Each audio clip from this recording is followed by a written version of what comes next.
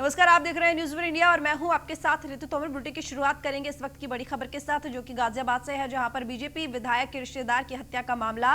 मृतक नरेश त्यागी का शव उनके निवास स्थान पर पहुंच गया है। पूर्व केंद्रीय कैबिनेट मंत्री राजपाल त्यागी भी मौके पर मौजूद है। बीजेपी विधायक अजीत पाल त्यागी भी इस बार घर पर मौजूद है। तो नरेश त्यागी, जिनकी सुबह हत्या कर दी गई, आज सुबह 2 स्कूटी सवार बदमाशों ने ये हत्या की नरेश त्यागी की और उनका शव अब उनके घर पहुंच चुका है। और साथ ही आपको बता दें कि पूर्व केंद्रीय कैबिनेट मंत्री राजपाल त्यागी भी मौके पर मौजूद है। राजपाल त्यागी जो कि नरेश त्यागी के बहनोई हैं, और साथ ही आपको बता दें कि 7 बार विधायक रह चुके हैं, 3 बार कैबिनेट मंत्री रह चुके हैं राजपाल त्यागी, जो कि इस वक्त घर पर मौजूद है नरेश त्यागी के। और उसके साथ ही बीजेपी विधायक अजीत पाल त्यागी भी इस वक्त घर पर मौजूद है। नरेश त्यागी, जिनकी आज सुबह हत्या कर दी गई, सुबह मॉर्निंग वॉक पर निकले थे नरेश त्यागी, जिस दौरान 2 स्कूटी सवार बदमाश वहां पहुंचे और फायरिंग की, और लगातार ये फायरिंग की गई। आपको बता दें कि 6 से 7 बार गोली चलाई गई, यानी कि 5 बार पहले उनको गोली मारी गई, लेकिन उसके बावजूद उन्होंने दोबारा वापस मुड़कर बदमाश आए और फिर दोबारा से गोली मारते हैं। यानी कि वो निश्चित करके आए थे कि आज जिंदा नहीं बचने चाहिए नरेश त्यागी। हालांकि ये पूरी वारदात सीसीटीवी कैमरे में रिकॉर्ड भी हुई है। तो इस वक्त जो आप तस्वीरें देख रहे हैं, एक्सक्लूसिव ये तस्वीरें हैं नरेश त्यागी, जिनका शव उनके घर, उनके निवास स्थान पर पहुंच चुका है। गाजियाबाद से एक खबर है। और साथ ही आपको बता दें कि इस पूरे परिवार का एक राजनीतिक रुतबा था, रसूख था। हालांकि इस पूरे मामले को लेकर गैंग वॉर की बात भी सामने आई है, क्योंकि ये बताया जा रहा है कि काफ़ी समय से रंजिश चल रही थी और इसी वजह से शायद हो सकता है कि बदमाशों ने इस पूरी वारदात को अंजाम दिया हो। तो मृतक नरेश त्यागी, जिनका शव उनके निवास स्थान यानी कि उनके घर पहुंच चुका है। इस वक्त जो आप तस्वीरें देख रहे हैं, ये उसी वक्त की हैं। शिवम गौतम हमारे साथ लाइव जुड़े हुए हैं गाजियाबाद से। शिवम, मृतक जो नरेश त्यागी हैं, उनका शव उनके घर, उनके निवास स्थान पर पहुंच चुका है। क्या कुछ स्थिति, क्या कुछ हालात इस वक्त?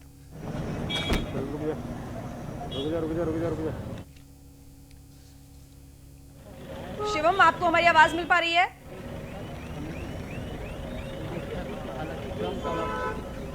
जी जी जी लगातार दिखा रहा है, समय से इसकी खबर पर लगा हुआ है। और इस वक्त उनकी अंतिम यात्रा निकाली गई है और अंतिम संस्कार के लिए उन्हें हेंडन बॉक्स पर ले जाया जा रहा है, जहाँ उनका अंतिम संस्कार किया जाएगा। देख सकते हैं तमाम यहाँ पर बीजेपी के विधायक, साथ ही पूर्व केंद्रीय कैबिनेट मंत्री। शिवम की आवाज हम तक नहीं पहुंच पा रही है, दोबारा कोशिश करेंगे उनसे जुड़ने की। तो इस वक्त आपको बता दें, शिवम त्यागी, जिनकी आज सुबह ही हत्या कर दी गई है, तो ये पौष इलाका जहां पर इस पूरी वारदात को अंजाम दिया गया है। जिस तरीके से सुबह सुबह स्कूटी पर सवार होकर दोनों बदमाश आते हैं, मॉर्निंग वॉक पर आज आपको बता दें कि नरेश त्यागी निकले हुए थे, मॉर्निंग वॉक पर वो निकले और तभी उनके पीछे से 2 स्कूटी सवार बदमाश आते हैं और आकर उन पर ताबड़तोड़ फायरिंग शुरू कर देते हैं और इसी दौरान उनकी मौत हो जाती है। उनको हालांकि हॉस्पिटल लेकर जाया जाता है, लेकिन बच वो नहीं पाए और अब उनका शरीर, उनका शव उनके निवास स्थान पर ले जाया जा रहा है। हालांकि आपको बता दें कि त्यागी परिवार राजनीतिक रुतबे से इनका पूरा रहा है, राजनीतिक रुतबा और रसूखदार ये परिवार रहा है। और जिस तरीके से आज इस वारदात को, हत्या की वारदात को अंजाम दिया गया है, इससे तो ये साफ जाहिर होता है कि पूरी प्लानिंग किया, पूरी साजिश के तहत इस वारदात को, हत्या की वारदात को अंजाम दिया जा चुका है। क्योंकि जिस तरीके से देखा कि सुबह ये पूरा पौष इलाका है, यहाँ पर विधायक रहते हैं, सांसद रहते हैं, लेकिन उसके बावजूद इतनी बड़ी चूक कि 2 बदमाश स्कूटी पर आते हैं और एक व्यक्ति की हत्या कर देते हैं। शिवम गौतम हमारे साथ जुड़े हुए हैं गाजियाबाद से लाइव। शिवम, आप वहां पर स्थान पर मौजूद हैं और नरेश त्यागी का शव उनके घर पर लाया जा चुका है, स्थान पर पहुंच चुका है, उनके निवास स्थान पर। क्या कुछ इस वक्त स्थिति है, जानकारी दीजिए।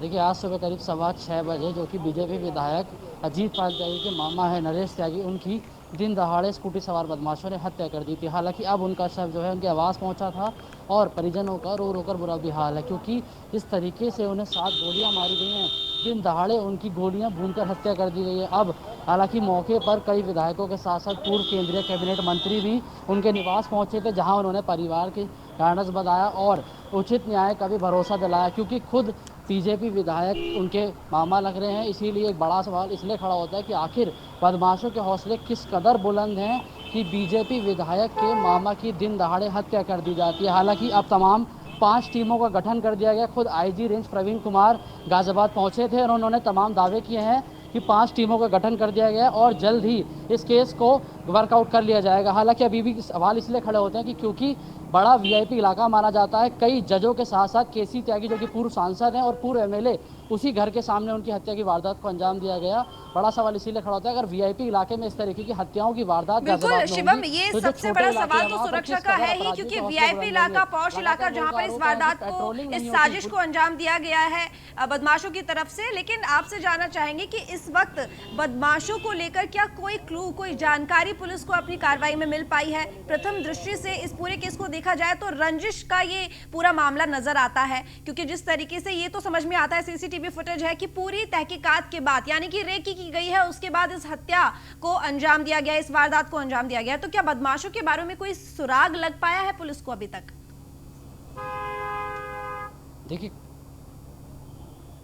देखिए करीब बीते 1 हफ्ते से, जो सूत्रों की माने, जो आसपास लोगों का कहना, करीब 1 हफ्ते से इस हत्या की प्लानिंग की रेकी की जा रही थी। कई बार उन्होंने स्कूटी सवार युवकों को उस इलाके में देखा था। हालांकि कई बार पुलिस से शिकायत भी करी है कि कई ऐसे स्कूटी सवार और कई बाइक सवार यहां पर आते हैं और चैन स्नैचिंग जैसी वारदात भी हुई है।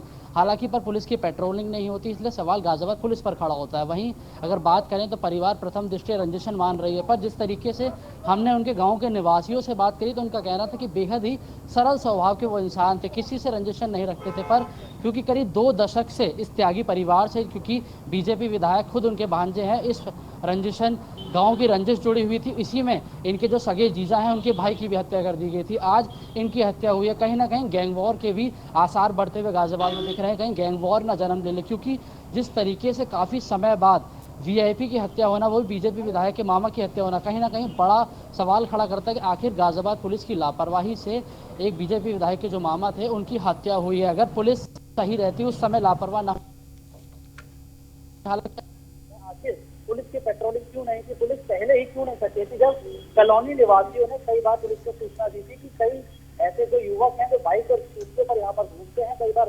सूचना दी थी कि कई ऐसे जो युवक हैं जो बाइक और स्कूटियों पर यहाँ पर घूमते हैं, कई बार रेकी भी होती है। उसी लापरवाही के कारण आज ये दिन दहाड़े हत्या की वारदात को अंजाम दिया गया। बिल्कुल शिवम, और यहाँ सबसे बड़ा सवाल कि बीजेपी सत्ता में है, उसके बावजूद यहाँ पर बीजेपी विधायक है, उन्हीं के यहाँ पर ये जो मामा है उनकी हत्या हो जाती है। जिस तरीके से कानून व्यवस्था को लेकर बात की जाती है, बड़े बड़े दम भरे जाते हैं, कहा जाता है कि कानून व्यवस्था मजबूत करने के लिए तमाम तरह की कवायतें, तमाम तरह के यहाँ पर आयोजन और देखा जाता है ऑपरेशन चल रहे हैं, लेकिन उसके बावजूद ये जो वारदात सामने आई है, इससे तो सीधा साफ जाहिर होता है कि जमीनी हकीकत कुछ और है। जो वादे और जो दम भरे जाते हैं बड़े बड़े कानून व्यवस्था को लेकर, असल में देखें तो वो है ही नहीं जमीन पर कहीं।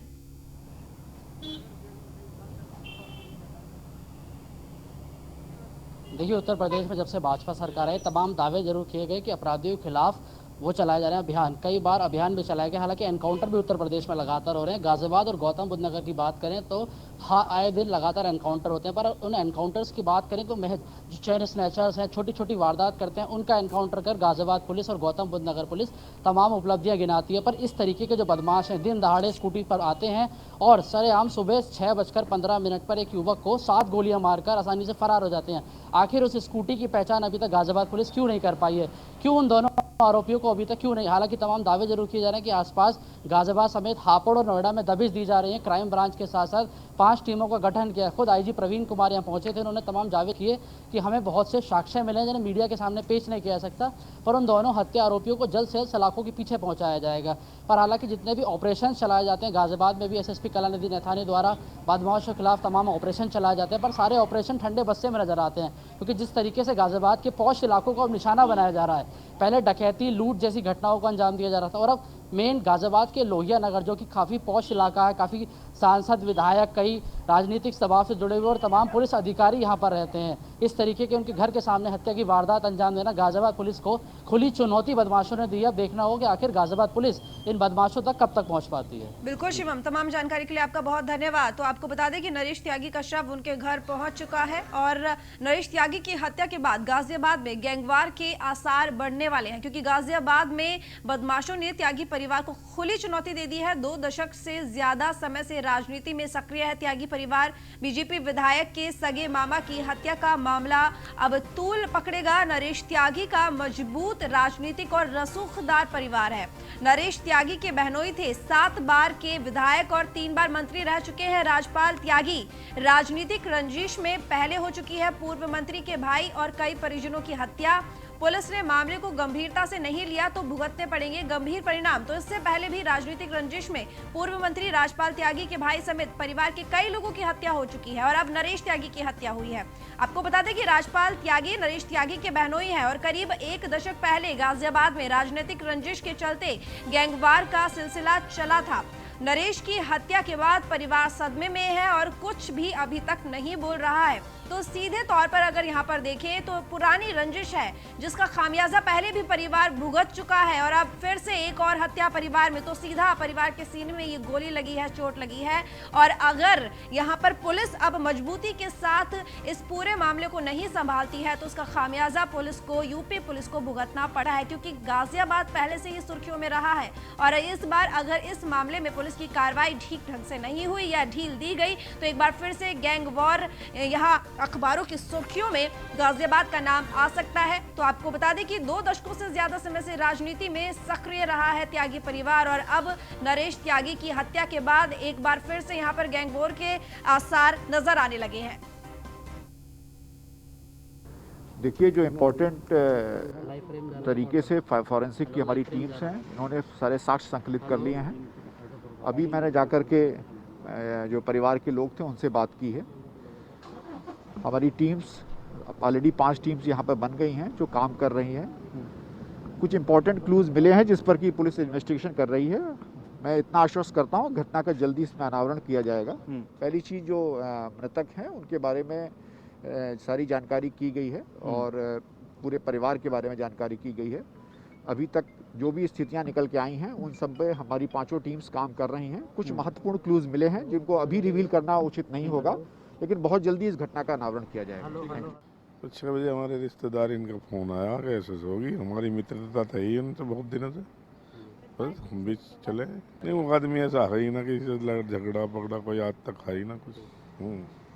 तो इनका तो गाँव सारा है, इनके तो वहाँ परिवार में कोई रंजिश नहीं है, ये उनके भाई हैं। क्या काम करती थी? ब्रेक के बाद एक बार फिर स्वागत है। लखनऊ से खबर है जहां पर पूर्व सैनिकों को बड़ी राहत देगी योगी सरकार। समूह ख की भर्ती में पूर्व सैनिकों को राहत मिलेगी। तो पूर्व सैनिकों को 5% का आरक्षण दिया जाएगा। सीएम योगी ने भूतपूर्व सैनिकों को बड़ी राहत देने का ऐलान किया है। पूर्व सैनिकों को अब समूह ख के पदों पर 5% क्षैतिज आरक्षण दिया जाएगा और इसलिए उत्तर प्रदेश लोक सेवा अधिनियम 1993 की धारा में ये बदलाव किया जाएगा। सीएम योगी आदित्यनाथ ने इस बदलाव के लिए अनुमति दे दी है। कार्मिक विभाग अधिनियम में बदलाव के लिए मसौदा तैयार कर दिया गया है। यूपी कैबिनेट में भी पास कराया जाएगा क्षैतिज आरक्षण। तो सीएम योगी आदित्यनाथ ने भूतपूर्व सैनिकों को समूह ख के पदों पर 5% क्षैतिज आरक्षण अनुमन्य किए जाने हेतु उत्तर प्रदेश लोक सेवा अधिनियम 1993 की धारा 1 खंड 1 क में संशोधन की कार्यवाही के लिए अनुमति प्रदान की है। साल 1999 से सरकारी नौकरियों में समूह ग और समूह घ के पदों पर 5% क्षैतिज आरक्षण की व्यवस्था है, लेकिन समूह ख के पदों के लिए यह सुविधा नहीं थी। अब समूह ख के पदों पर इसे लागू करने के लिए कार्मिक विभाग अधिनियम में बदलाव के लिए मसौदा तैयार करेगा और इसे कैबिनेट से पास कराया जाएगा। तो आलोक राय असिस्टेंट एडिटर इस वक्त हमारे साथ जुड़े हुए हैं ज्यादा जानकारी के लिए। आलोक राय, जो पूर्व सैनिक होते हैं उनके लिए एक तरीके से ये खुशखबरी है कि जो क्षैतिज आरक्षण 5% का तय किया गया है। जी बिल्कुल, देखा जाए तो जो भूतपूर्व सैनिक हैं उनके लिए बहुत बड़ा राहत है। एक बहुत बड़ा ऐलान मुख्यमंत्री योगी आदित्यनाथ ने किया है कि जो समूह ख की भर्ती अब होगी उसमें 5% भूतपूर्व सैनिकों को जो है क्षैतिज आरक्षण दिया जाएगा।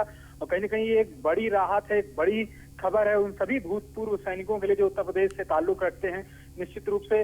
और इसके लिए जो है बाकायदा कार्मिक विभाग जो अधिनियम है उसमें संशोधन का मसौदा तैयार करेगा, जिसके बाद जो है इसको कैबिनेट से बाकायदा पास करा दिया जाएगा। तो इसके बाद जो है ये जो है उत्तर प्रदेश में लागू किया जाएगा और निश्चित रूप से इससे भूतपूर्व सैनिकों को जो है एक बड़े स्तर पर लाभ मिलेगा, क्योंकि समूह घ और ग में जो है पहले से ही 5% क्षैतिज आरक्षण की व्यवस्था लागू है, लेकिन समूह ख में ये व्यवस्था अभी तक नहीं थी, जिसके लिए मुख्यमंत्री योगी आदित्यनाथ ने जो है अनुमति प्रदान कर दी है। अब कार्मिक विभाग जल्द ही इस पे जो है संशोधन का मसौदा तैयार कर लेगा, जिसके बाद इसको कैबिनेट के द्वारा जो है पास करा के इसको लागू किया जाएगा। तो कुल मिलाकर जो भूतपूर्व सैनिक है उन सबके लिए बहुत बड़ी और बहुत राहत की खबर है जी। बिल्कुल, इसमें कितना वक्त लगेगा? जिस तरीके से अनुसंधान में यहाँ पे देखा जाएगा, अधिनियम में देखा जाएगा, 1993 अधिनियम है जिसकी धारा 1 के अंतर्गत ये संशोधन होना है, फिर उसके बाद ये कैबिनेट में पास कराया जाएगा, तो कितना वक्त लगेगा इसको लागू होने में? देखिए, चूंकि मुख्यमंत्री योगी ने जो है अनुमति दे दी है, दिशा निर्देश भी दे दिए हैं और कार्मिक विभाग जो है इसका मसौदा तैयार करने में लग चुका है, काम शुरू कर दिया गया है। तो ये माना जा सकता है कि इस महीने के अंदर ही जल्दी या 15 दिन या फिर 30 दिन के अंदर सरकार जो है इसको जो है मसौदे को कार्मिक विभाग बना के जो है कैबिनेट में भेजेगा, जिसके बाद मुख्यमंत्री और पूरी कैबिनेट इसको जो है सहमति प्रदान कर देगी। तो कुल मिलाकर सरकार कोशिश है कि जल्दी से जल्दी इस महीने के अंदर हर हाल में इसको जो है लागू करा दिया जाए, ताकि जो भी भूतपूर्व सैनिक है उनको इसका लाभ मिले। जो भी आने वाली समय में भर्तियां निकलेंगी समूह ख की, उसका उन सब भूतपूर्व सैनिकों को 5% क्षैतिज आरक्षण का जो है उनको लाभ दिया जा सके। जी बिल्कुल, तमाम जानकारी के लिए आलोक आपका बहुत धन्यवाद। तो भूतपूर्व सैनिकों के लिए खुशखबरी, अब समूह ख के लिए 5% क्षैतिज आरक्षण का ऐलान कर दिया गया है मुख्यमंत्री योगी आदित्यनाथ की तरफ से। रुक करेंगे अगली बड़ी खबर की, जो कि हाथरस कांड से है। पीड़िता के घर पहुंची स्वास्थ्य की टीम, तो बड़ी लापरवाही इस्तेमाल, ग्लव्स को घर में ही छोड़कर चले गए अधिकारी। स्वास्थ्य विभाग की टीम ने पीड़िता के परिवार को मेडिसिन दी थी। बड़ी खबर आपको बता रहे हैं हाथरस कांड से जुड़ी, जहां पर स्वास्थ्य विभाग की टीम पीड़िता के घर पर पहुंची और उनकी बड़ी लापरवाही सामने आई है। इस्तेमाल किए हुए ग्लव्स को घर में ही छोड़कर चले गए हैं अधिकारी। तो स्वास्थ्य विभाग की टीम ने पीड़िता के परिवार को मेडिसिन दी थी। स्वास्थ्य विभाग पहुंचा हुआ था पीड़िता के घर पे और वो ग्लव्स जो स्वास्थ्य विभाग के जो लोग अधिकारी गए हुए थे, उन्होंने वो ग्लव्स वहीं छोड़ दिए पीड़िता के घर पर।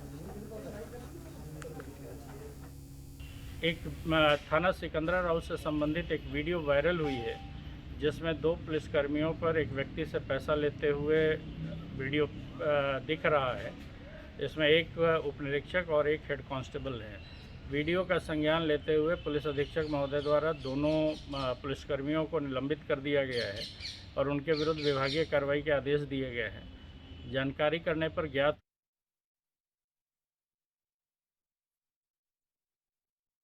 कुछ लोगों को यहाँ खांसी की दिक्कत हो रही थी, कुछ पेट में दर्द बता रहे थे और बाकी सबका ऑक्सीजन सैचुरेशन चेक किया था, टेम्परेचर चेक किया था, बाकी वाइटल्स चेक किए थे, वो सब ठीक है इन लोगों के वाइटल्स वगैरह। और बाकी पेट के दर्द की मेडिसिन और खांसी की मेडिसिन को प्रोवाइड करा दी गई है। कोविड की चेक की कोई बात? कोविड के लिए बोला गया, किसी को खांसी होती है, दिक्कत होती है तो कोविड की जांच करा लीजिए और जो प्रिकॉशन है वो इनको समझा दीजिए। कुछ पैम्पलेट भी इनको दिए गए हैं जिससे ये प्रिकॉशन कोविड के सिलसिले में है और उसकी जांच के लिए बता दिए गए, जिससे टीम आके इनकी जांच करे। कोविड की टीम कब आएगी जांच करने? कोविड की टीम कल आएगी। तो स्वास्थ्य विभाग के अधिकारी पहुंचे हुए थे हाथरस पीड़िता के घर पर, जहां पे दवाई देने के लिए, मेडिसिन देने के लिए गए हुए थे स्वास्थ्य विभाग के अधिकारी। और जिस तरीके से बताया कि अभी आपने सुना बाइट जो अभी यहाँ पे चल रही थी और अधिकारियों के द्वारा दी गई ये जानकारी थी, जिसमें कहा गया कि जो पीड़िता का परिवार था उनको कुछ स्वास्थ्य से संबंधित दिक्कत थी, पेट में दर्द वगैरह था, इसी वजह से स्वास्थ्य विभाग के अधिकारी वहाँ पहुंचे हुए थे, मेडिसिन दी गई और उसके बाद जो स्वास्थ्य विभाग के अधिकारियों ने ग्लव्स यूज किए, उस दौरान वो ग्लव्स वहीं छोड़कर चले गए। जो तस्वीरें आप देख रहे हैं ये उसी लापरवाही का सबूत है। ये वही ग्लव्स हैं जो स्वास्थ्य विभाग के अधिकारी पहने हुए थे उस वक्त जब पीड़िता के परिवार को मेडिसिन दी जा रही थी। पेट में गैस की दिक्कत हो रही है। कानपुर से खबर है, जहां पर ट्रक और पेट्रोल भरे टैंकर में भिड़ंत हो गई है। भिड़ंत के बाद टैंकर हाईवे के बीचों बीच पलटा। टैंकर से सैकड़ों लीटर तेल सड़क पर फैल गया। मौके पर गाड़ियों की आवाजाही बंद कर दी गई है। बर्रा थाना क्षेत्र के बर्रा गुजैनी हाईवे की ये पूरी घटना है। तो टैंकर से सैकड़ों लीटर तेल सड़क पर फैल गया है। ये भिड़ंत की वजह से आपको बता दें, ट्रक और पेट्रोल भरे टैंकर में भिड़ंत हुई है। भिड़ंत के बाद टैंकर हाईवे के बीचों बीच पलट गया, यानी कि टैंकर में तेल भरा हुआ था और ये जब भिड़ंत हुई यहाँ पर टैंकर और ट्रक से, उसके बाद टैंकर हाईवे के बीचों बीच पलट गया। टैंकर से सैकड़ों लीटर तेल सड़क पर फैल गया। मौके पर गाड़ियों की आवाजाही रोक दी गई, बंद कर दी गई। ये जो तस्वीरें आप देख रहे हैं उसी घटना की तस्वीर है, दुर्घटना की तस्वीर है, जिसमें टैंकर और ट्रक की आपस में टक्कर हुई है। टक्कर के बाद जो भी तेल भरा हुआ था टैंकर में, वो सारा का सारा सड़क पर फैल गया। तो फिलहाल इस बुलेटिन में इतना ही। देश और दुनिया की तमाम खबरों के लिए देखते रहिए न्यूज़ वन इंडिया।